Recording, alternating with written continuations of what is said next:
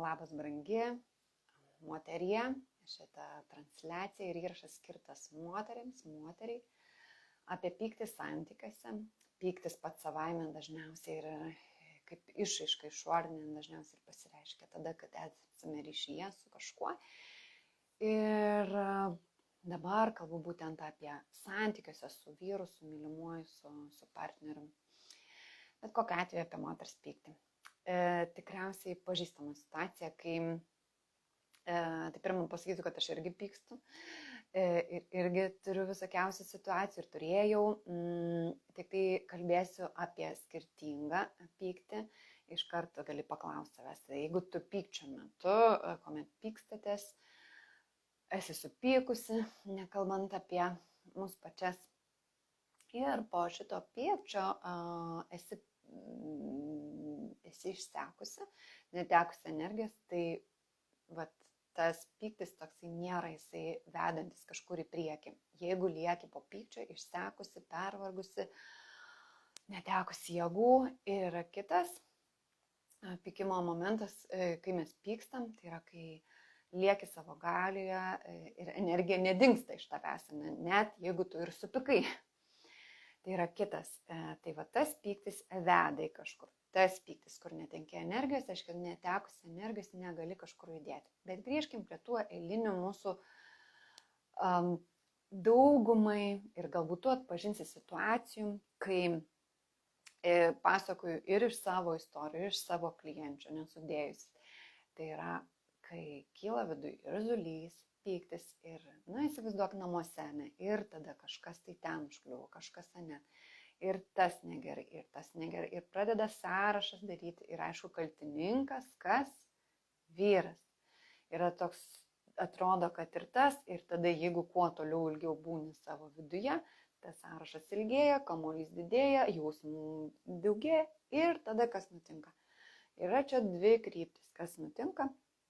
Tai yra vienas tas šaltas pyktis, tai yra kai viskas užsidaro, yra tyla ir tas pyktis šmaukšt į tavo vidų keliauja.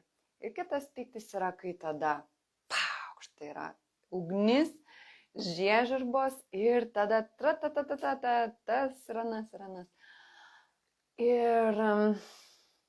Ir tada, aišku, norisi viską išsakyti, kad būtume išgirstos, kad būtume suprastos, ir tada mes sakom.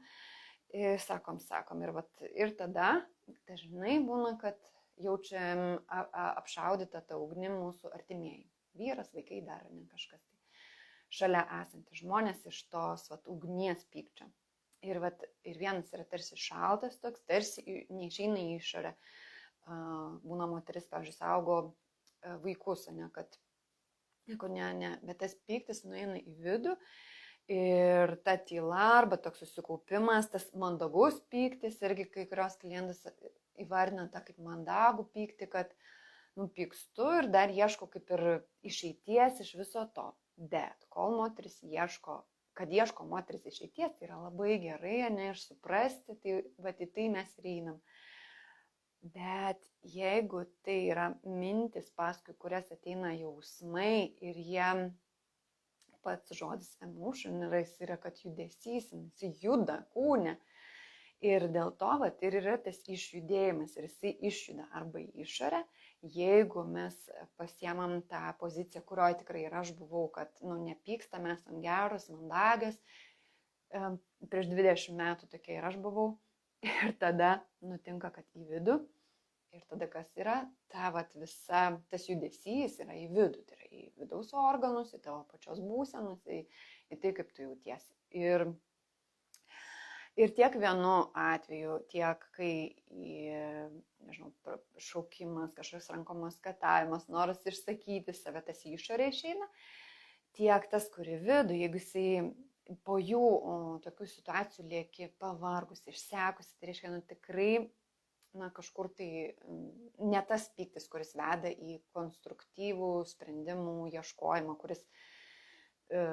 kuris padėtų tau. Nes pats pyktis yra labai reikalingas, jisai atlieka labai svarbią funkciją ribas nustato, padeda save apsaugoti, išnešti save iš pavojingų situacijų. Ir tas yra labai gerai, kai jis sukyla, mes greitai į judesi, ir jeigu yra grėsia pavojus, mes išnešam save, savo vaikus, artimuosius ir, žodžiu, ir tokiu būdu apsaugom save arba savo vidinį pasaulį, savo ribas, kai nėra kalba apie fizinius dalykus, o apie subtilius. Tai va taip, tai pats pyktis savaime jis nėra blogis. Tada va šitos dvi kryptis, jis yra tikrai kenksmingas, kuomet tu esi netekusi energijos, ir galimos dvi kryptis, tai yra į vidų arba į išorę. Dažniausiai, jeigu buvai ta, kuri auklėjimą, didelė dalis mūsų visuomeniai dar sutinku, tai yra, kad geros mergaitės nepyksta, nešūkia, nerėkia, ir yra tas mandagus pykimo būdas, ta tyla, šaltas pyktis, kuris kaupėsi. Ir laikui bėgant, tai yra kažkurį laiką moteris gali tą daryti savo energijos sąskaitą, va tą, kurią jauti, kad tu jos lieki nesijautė, kad po tų pykčių situacijų tiesiai išsekus. Tai va ten ir nuteka energija. Ir gyvybinė energija taip pat. Ir kažkurio metu pereina tas šaltasis į vis tiek tą pyktį, kuris eina į išorę, ir čia tada tik tai išorė reaguoja, išorė žmonės, kurie sako, tokia graži, tokia švelni, tokia gera moteris, o jinai, va kokia jinai dar gali būti, žinai, mes iš tavęs to nesitikėjom ir panašiai. Ir dažniausiai, kadangi įgūdžio, kaip sakyti, jeigu buvom vienam kraštutume ir einam į kitą, nėra įgūdžio, kaip iškomunikuoti, kas su mumis vyksta, dažniausiai įvyksta tokiu mums pačiom netikėtų būdu, pačios nustembam, aplinka nustemba, ir čia yra rizika, kad moteris supykusi, supranta, kad, lyg ir girdėjau, kad ir normalu yra pykti, bet kita vertus ateina toks atseka kalties, gali būti jausmas, o tai kaip aš ten užgavau, savo artimą. Ir va tada tas sekantis žingsnis yra, jisai kaip eina į išorę, bet mokomės, kad nenukentėtų mūsų aplinkos žmonės nuo mūsų pykčio ugnies į išorę, kuris eina. Ir dabar tada leiskimės į tą kelionę, tai yra priežastis. Pykčio priežastis. Labai dažnai ir pati sakydavau, ir girdžiu klientes, ir kas yra visiškai normalu, tai yra, kai mes sakom, kai moteris sako, praėjo tas pyktis kažkoks, sako, čia dėl to, kad aš pervargus, čia dėl to, kad man PMS-as.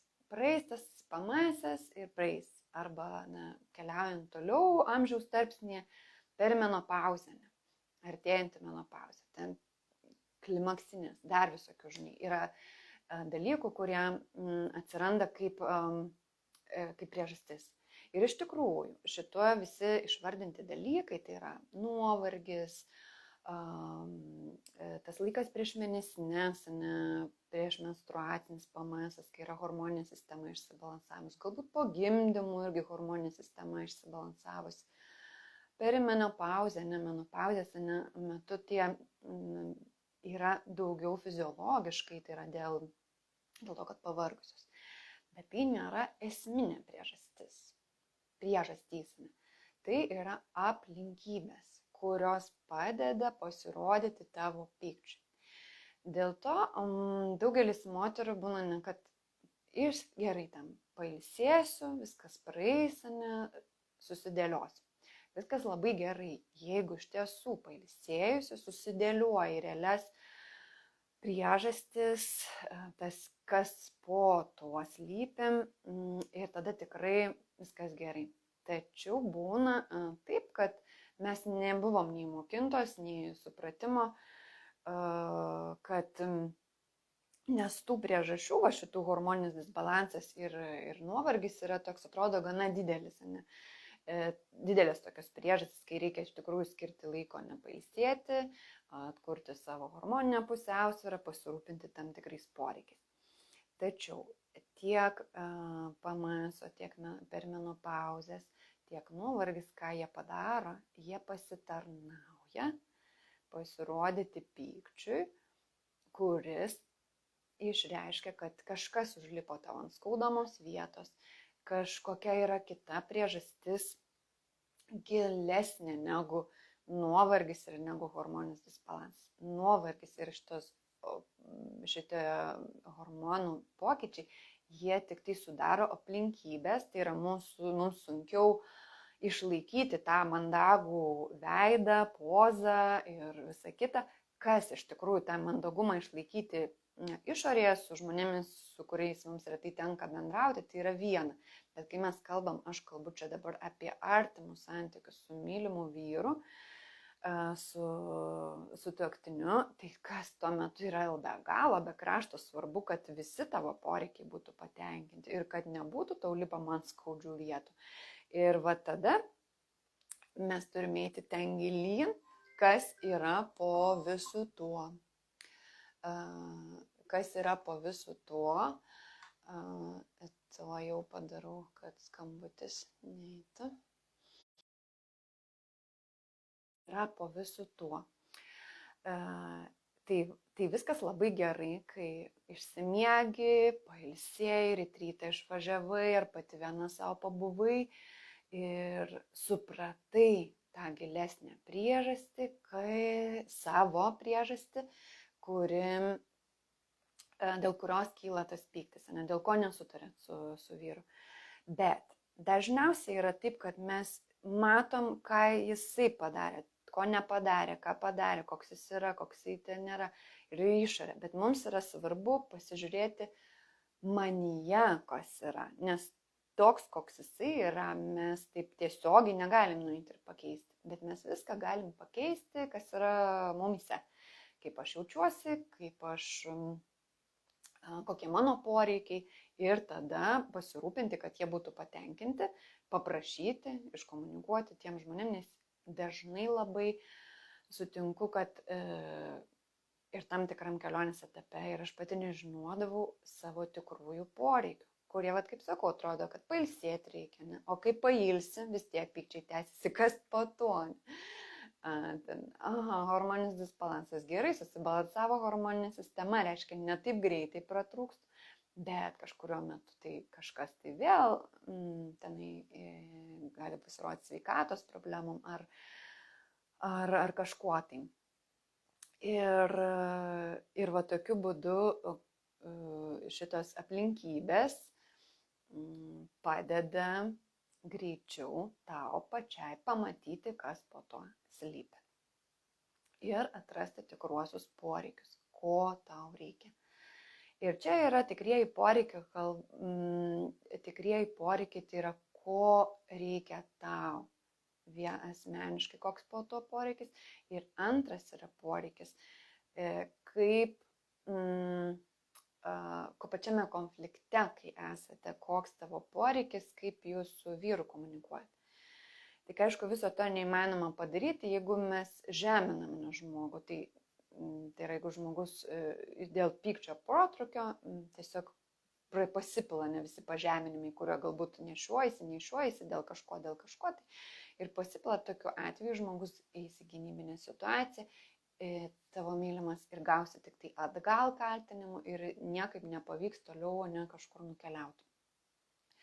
Tai visas tas pokytis yra daromas per vidinį darbą. Dar vienas dalykas, kurį labai noriu paminėti apie pyktį, tai yra, kad kai praeina pykčio visas tas įtūžis, ar viduj tu įlaikai, ar išorė neišėjo, ir supranti, kad čia buvo smulkmena, kad čia reikėjo kažkaip kitaip, kad tu galėjai ten tiesiog pasakyti kažką, tai ne. Ir tas yra labai gerai, kad tu žinai, kaip galėjai pasielgti, bet kai ateina kita situacija, vėl taip nepavyksta ir vėl iš. Tai ką noriu atkreipti dėmesį, kai yra reakcija daug didesnė už tą realią situaciją, kurią tu paskui vėliau, kai nuslūksta viskas nuo galvos, nuo širdies, pamatai, kad, tikrai neadekvačiai čia reagavau. Ir tada aišku, kad čia veikia jau dabar nebe judviejų santykyje vien tik tai. Tai yra, judviejų santykiai yra tas nedidelis dalykas, kuris užkabino kažką, kas yra tavyje iš tavo praeities. Ir tada tik tai sukauptas tas bagažas rado išėjimą per būtent šitą konfliktą. Ypatingai stipriai tai matosi moterise, kurios nulinkusios buvo nutilėti ir būti toj mandagioj pykčio formai. Ir va tada prie to mažo dalyko prisijungia didžiulis dalykas, net pačios moteris išsigąsta, iš kur tiek manyje to pykčio, iš kur tiek manyje. Ir čia ateina dabar tiek iš šio santykio istorijos, tiek iš praėjusių kažkokių kitų santykių, tiek iš vaikystės, tiek iš praėjusių gyvenimų patirčių. Tai iš belenkur gali ateiti, jeigu nebuvo transformuota ir perkeista. Dėl to tie pykčio kaip ir situacijos, jos yra labai geras pagrindas dirbti su savimi, tai yra išsikuopti. Tai reiškia, jeigu neadekvati reakcija, išsivalyti savo praeitį, jeigu matau, kad kartojasi situacijos su vyru ir aš ten vis aptaškau ten į savo pykčiu, neskaudžiai, reiškia, ieškau būdų, kaip aš iškomunikuoju, nežemindama net ir pykčio akimirkoje savo vyrą. Ir kaip pati tikiuosi nebūti žeminama tiek pykčio akimirkose, tiek nepykčio, tai yra visada. Ir tada tas trečias žingsnis, mes išmokstam komunikuoti vienas su kitu. Pirmiausia, savo išmokstam komunikuoti, pačiai savo, kad kas vyksta su manimi, savo paaiškinti, savo susidėlioti, kas čia vyksta, iš kur ateina, ir tada komunikuoti savo mylimam vyrui. Ir tada tie pykčiai, jie ateina, išsiaiškina, praeina, sustiprina santykį. Jeigu kažkokie labai stiprus, gilus, tokie ilgai užspausti, tai jie tiesiog fantastiškai pakėlėja santykiai naują lygį. Nesvarbu, kiek metų drauge praleidot. Tiesiog išlaisvino tą energiją, kuri buvo užspausta ir dėl vienokio ir kitokio priežasčių nutilima buvo, neiškalbama, ar dėl baimės būti paliktam, ar dėl to įsitikinimų, kad mylinti žmona, mylinti moteris, jinai nepyksta ir tada į kažkokias kitos formas pereina ir tada tas kitas kraštutinumas gaunasi, kad bet kokiu atveju tada vienoje jautrioje vietoje vyksta tas pramušimas energijos, kur neišlaikom. Ir tos aplinkybės kaip nuovargis, PMS, perimenopauzė, menopauzės dalykai, jie tik tai padeda sukurti aplinkybės, kad kuo greičiau pačios pamatytume, kas pakeliui su mano esme ir kas nepakeliui, kur aš bagažą prikaupiau per daug ir kur ne. Ir tada, kai mes išmokstam pykti, tai mūsų pyktis yra, kai jisai turi realią priežastį, jisai yra įžemintas ir mes supykom, pasakėm, iškomunikavom ir baigėsi. Ir mes likom su visa savo energija, nėra to išsekimo jausmo, kad be energijos. Ir kitas svarbus momentas, jo iškomunikuojam. Ir kitas momentas yra pačio pykčio išraiška. Jau pačioj pradžioje minėjau, kad pyktis yra per judesį, tai jis juda. Tik tai jeigu neišsakai, jis juda viduje ir daro tenai, ką daro organuose ir visur kitur, arba išorė, tai yra kitus žmonės. Tai reiškia juda. Tai lygiai taip pat prie visų tų dalykų, kai žiūrim aplinkybės, žiūrim poreikiai, kokie yra tavo pačios ir poreikiai to konflikto metu ir tada pačio pykčio išraiška. Tai yra išreikšti jį. Jisai, kadangi, kaip ir sakiau, judesi, tai reiškia, jis turi būti išjudėti iš tavo kūno, išeiti. Tai yra normalu, kad jisai ir yra ir rasti tinkamą būdą jį išleisti iš savo sistemos. Ir dabar, ir yra, žinoma, pykčiai,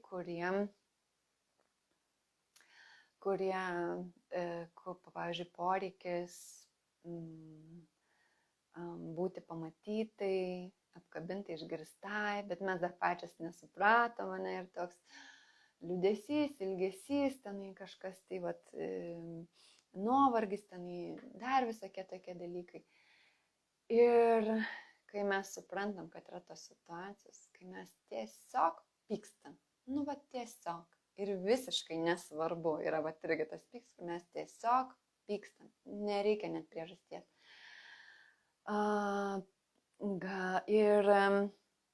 Ir tuo metu norisi būti pamatyti. Ir tuo metu įsijungia vis tiek tas, kad rasti priežastį, tai yra prasideda tas kapinėjimas prie kažko. Tai. Ir kai mes tą pradedam savyje matyti, tai taip linksma pasidaro į save bežiūrint ir kai mes tą iškomunikuojam, kad savo šeimynai, čia kai aš pradėjau tą daryti, matydama, kad irzulys kyla man prie artėjant mėnesiniam, sakau, palaukit, sakau, čia manyje kyla tas irzulys, kur turėtų būti prieš mėnesinės, bet dar čia tik už 3 dienų.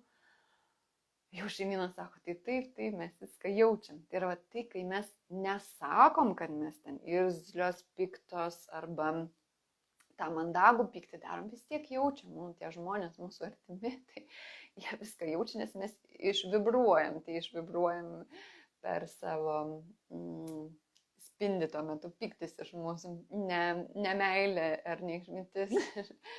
Tuo metu, bet kai iš tiesų praleidžiam per save tą pyktį, kuris tiesiog eina, nori praeiti ir išleisti, nesikabinėjant prie vyro, prie vaikų, galbūt irgi poreikį surasti tame būti apkabinta, kad šalia pasėdėtų kažkas tai ar pabūtų šalia ir kai mes tą pasakom, viskas tiesiog dingsta ir tada pačiom gali tai tas juokas vidinis, išorinis iš tų pačių savo pykčio situacijų. Tai pagrindinė žinia, kurią noriu perduoti, tai yra iš tiesų dėl tavo, kad spindėtum sveikata, meilė ir ta pilna savo energija, ne pykčiu. Tai yra, kad normalu, kad gyvenime yra pykčio situacijos, normalu, kad yra pyktis. Pavojinga yra tada, kada po pykčio lieki išsekusi, tai reiškia, reikia ieškoti išeities iš tos situacijos sprendimų. Ir kad rastum pasižiūrėti, jeigu neadekvatu praeities bagažą išsikuopti, kai esi jau tame procese ir grįžusi, pailsėjusi visą kitą, turėdama tą savo ramią akimirką suvokti, kokie poreikiai po to buvo ir ko tu taip pat tikiesi iš savo vyro tame momente, kai tu esi pikta. Irgi kokie tavo poreikiai. Kiekvienai moteriai gali būti skirtingi poreikiai, kai kurie yra tie patys. Tai yra dažniausiai, pavyzdžiui, balso pakeitimas yra toks natūralus būti išgirsta.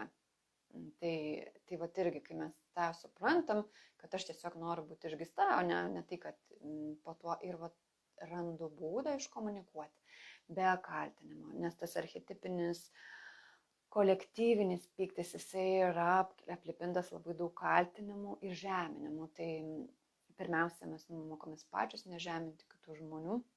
Jeigu taip nutinka, kai tu pyksti, tai atrasti tą būdą, kaip išpykti ir iškomunikuoti tą pyktį, nepažeminus žmogaus šalia. Ir tada iškomunikuoti tai, kas tau yra svarbu, praėjus pykčiui apie savo poreikius ir kalbėtis. Ir tai yra nuolatinė vidinė kelionė. Tai aš pati praėjau nuo to, kad nepykau visiškai, tai reiškia, buvau tam mandagiam pyktyje, tai liūdėdavau. Po to, kai atidariau savyje šitą dėžutę, buvo, wow, pyktis tiesiog čia ir dabar. Ir vyras mano sakydavo, žinai, labai gerai, kad tu pyksti, tikrai daugiau gyvybės tavyje. Bet man skauna. Tai tas, kai jisai dar mes nevaldom tų savo pliūpsnių ir jie vyksta su tais visais kolektyviniais dalykais, tai skaudina mūsų mylimą žmogų. Ir tada ateiname pusiausvyrą, kai mes leidžiam savo pykti, brėžiam savo ribas, ten kur ir tuo pačiu aiškiname savo poreikį. Iš tiesų daug vidinio darbo, savęs pažinimo, vien norint spręsti pykčio klausimą, labai gili kelionė gaunasi savęs pažinimo, savo poreikių pažinimo, savo komunikacijos, kaip bendrauju, nes tuo metu atrodo viskas išlekia ir bendraujam taip kaip kažkaip tai. Tai apkabinu tave Jeigu pyksti, patrepsėk, papyk ir kaip reikiant, žodžiu, išjudėk tą pyktį ir keliauk ieškoti tikrųjų priežasčių, tų poreikių. Ir jeigu jauti, kad nori keliauti drauge, būti palydėta, nebūti viena šitoj kelioniai, tai visą tą darbą mes taip pat darome spindinčio moteriškumo mentorystės programoje, tiek kai dirbam asmeniškai, tiek grupiniai mentorystėje, kuris startuoja jau šią savaitę.